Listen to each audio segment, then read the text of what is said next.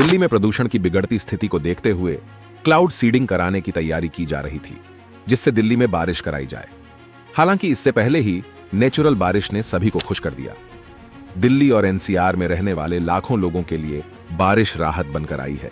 प्रदूषण की मार झेल रहे लोगों को अब कुछ दिन साफ हवा में सांस लेने का मौका मिलेगा। प्रदूषण के चलते दिल्ली की हवा बेहद जहरीली हो गई थी, जिसके बाद बारिश ही एक ऐसा रास्ता था जो इस खतरनाक पॉल्यूशन को कम कर सकता था। सरकार ने क्लाउड फीडिंग के जरिए नकली बारिश कराने की तैयारी भी कर ली थी, लेकिन उससे पहले ही असली बारिश ने सभी को खुश कर दिया। आज हम आपको बताएंगे कि दिल्ली में नकली बारिश कराने पर कितने रुपए खर्च होने वाले थे।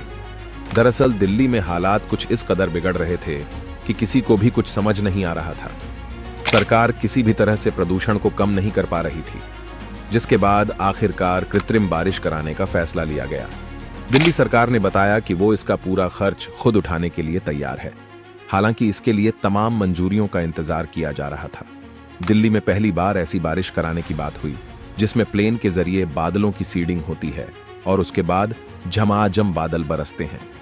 बारिश से प्रदूषण का स्तर कम हो जाता है और हवा में उड़ रहे तमाम धूल के कण जमीन पर बैठ जाते हैं। दिल्ली में कराई जाने वाली नकली बारिश में होने वाले खर्चे की बात करें तो इसमें करीब 13 करोड़ रुपए तक खर्च हो सकते थे। दिल्ली सरकार आईआईटी कानपुर के साथ मिलकर इस प्रोजेक्ट पर काम कर रही थी, जिसके बाद 20 नवंबर तक ये बारिश कराने की तैयारी चल रही थी। हालांकि अब कुदरती बारिश ने प्रदूषण का स्तर कम कर दिया है और लोगों के साथ साथ दिल्ली सरकार को भी राहत देने का काम किया है।